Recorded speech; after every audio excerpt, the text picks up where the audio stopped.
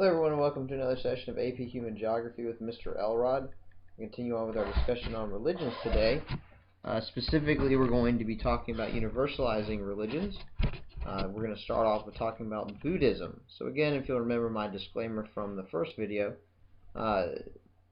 really what I'm going to do is I'm just going to kind of go over some of the general ideas taught in each religion, try to go through some of the different branches and why you have some different ideas on each and how things are taught a little bit differently, and then also look at some elements of the cultural landscape.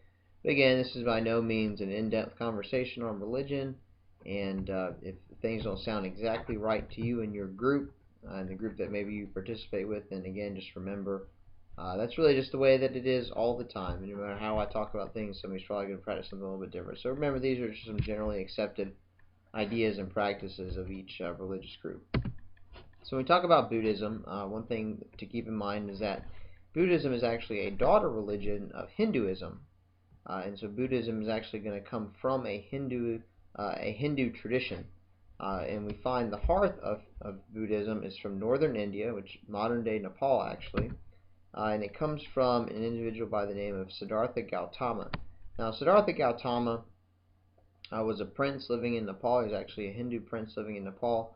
And he was really just trying to make sense out of life, and the story goes that he met some individuals along a road and began meditating, and eventually decided to set out on a kind of a journey of self-discovery, and eventually becomes the Buddha, meaning the enlightened one, through his meditation. And he's able to overcome overcome the desires of this world and those types of things. So anyway, that's where it's going to come from. And when we look at the teachings of Buddhism, you'll find teachings in Buddhism are basically going to come from either stories or from teachings that are written down and copied down from Buddha. But then not just from Buddha, they're going to be in some different traditions of Buddhism. You will find teachings that come from other people based upon the teachings of Buddha and things that have been expounded upon by the teachings of Buddha. And we look at the spread of Buddhism. Again, it's going to come from northeastern India, modern-day Nepal. And it's going to spread predominantly to the east. Now, you do have some spread to the west and even into India, but it just doesn't take hold like it does as you move to the east. And so it predominantly moves to China, moves into the Koreas, Japan, other parts of Southeast Asia, as well as Indonesia, which of course is kind of for a fact purpose, Indonesia is actually the largest, I guess that's the largest Islamic country in the world today. It really has no relation to Buddhism at all, does it? But anyway, so it spreads into those different parts of the world. If you think geographically, Nepal, nestled in the Himalayan mountain range, it might make it difficult to move down to India. But not only that, India was already predominantly Hindu at the time, so it's going to make it much more difficult for those people to accept the teachings of Buddha, especially since he was at one time a Hindu, and he's trying to lead them in a different, lead Hindus in a different direction. And one of the reasons it does help spread to the east is because of the Silk Road, which is an important trading route which runs all the way from eastern portions of China all the way into Europe and also into parts of Southwest Asia. So that's one of the things that's going to allow it to spread to those eastern parts of the world. So if we look here at this map, it just kind of gives us an indication of, again, where Hinduism or where Buddhism starts, and this northeasterly India, and then again moving into the Koreas, into Tibet and China, down into Southeast Asia, talking about Thailand and Cambodia and Laos and Vietnam and those types of things. Again, there is some spread west, it just is not as successful as spreading west, because again, it runs into Hinduism, it runs into Islam, as Islam and spread to this part of the world. So or eventually will spread to this part of the world.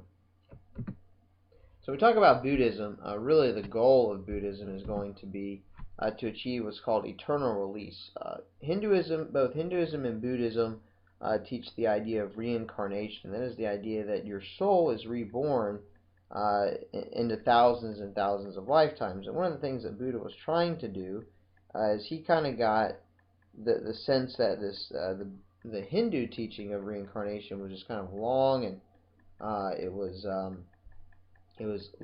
don't know, trying and kind of depressing, because the way he saw life is that life was essentially you're born, you get sick, and you die, and it's just kind of a continuous cycle of that. And so he wanted to try and help people find a way where they could get through that cycle a little bit faster. I always say that he was trying to find a shortcut almost to nirvana, whereas Hinduism, it needs to take thousands of lifetimes. Buddhism cuts that down and tries to make it not necessarily as many.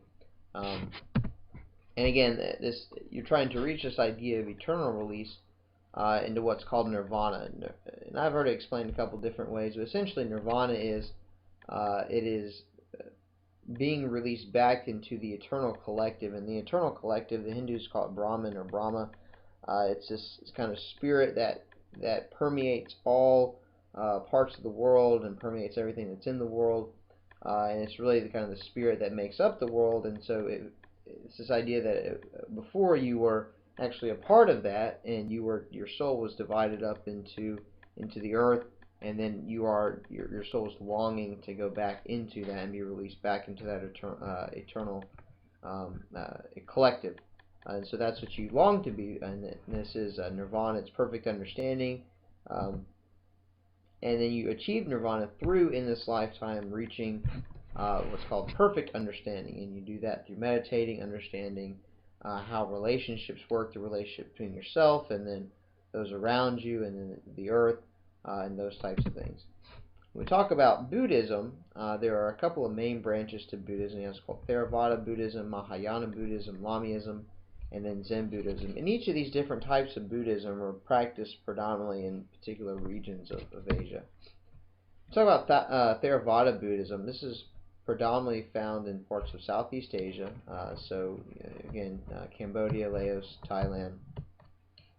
But this tends to be the more strict form of Buddhism.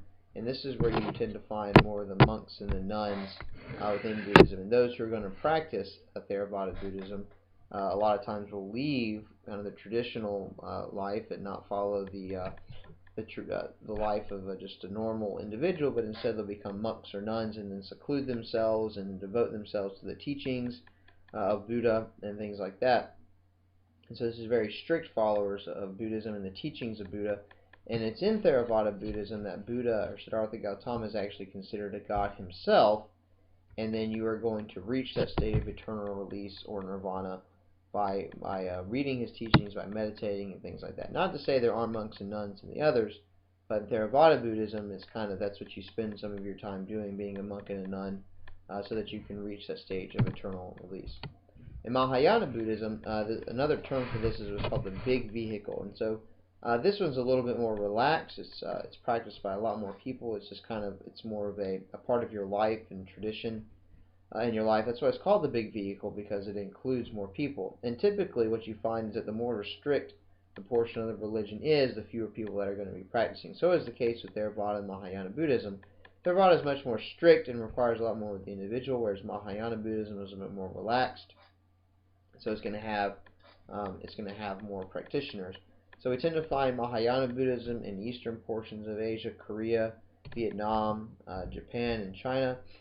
And when you look at the part or the role that Buddhism plays in the Mahayana Buddhist tradition, it's mainly the individual taking time to meditate and to pray and to understand those things and to study the teachings of Buddha and things like that.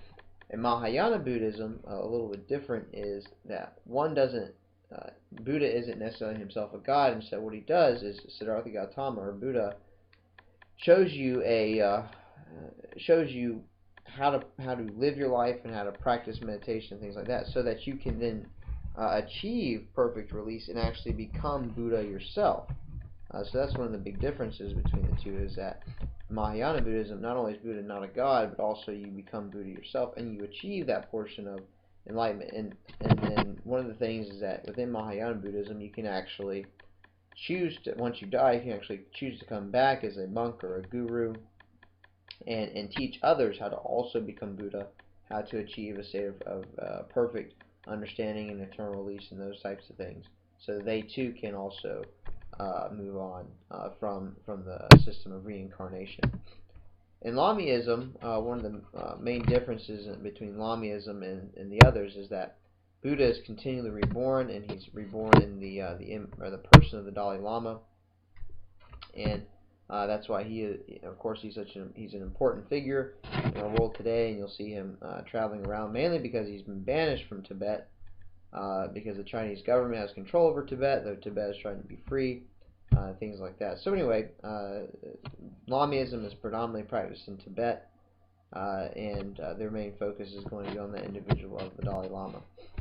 And Zen Buddhism actually it's found predominantly in Japan, and really what it does is it takes elements of traditional Japanese religion in terms of meditation, in terms of trying to create harmony, kind of the spiritual harmony, energy flows and things like that, and brings it together with Buddhism. And so you bring together the meditation, you bring together the spiritual energies and harmonies and those types of things, and that's how you get Zen Buddhism. And again, it's predominantly practiced in Japan.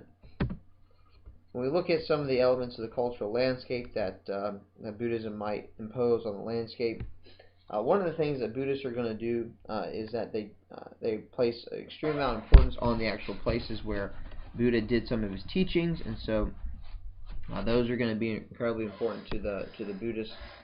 And then also you have these buildings that are created, what are called stupas or pagodas. And basically a stupa or pagoda is just a place of meditation. It's a place where somebody can go to meditate and to worship Buddha.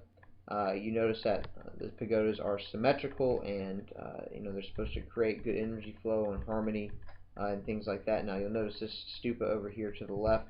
Some of the stupas that I was reading about, they're supposed to actually kind of emulate Buddha himself, and it's this idea that it's supposed to visualize this idea of reaching their nirvana, so they're going to get tall at the top. So this is the idea that you're continually kind of climbing and reaching a different spiritual state. Some of them will have relics, which are supposed to either be something that Buddha owned himself, or maybe a bone or something that came from Buddha, or a thread that came from a cloth that he was wearing, but something that links it back to Buddha himself. And so people will use that as a way to meditate, or something to focus on as they're meditating. Now you'll notice that the stupa and the pagoda are done in different styles. This pagoda here is done very much in the East Asian style, and this looks like it's somewhere in maybe the South Asian style. So the architecture is a little bit different. But again, these are typically the things that you're going to find within the Buddhist cultural landscape. So that's all we're going to do with Buddhism. When we come back next time, we're going to be looking at Christianity.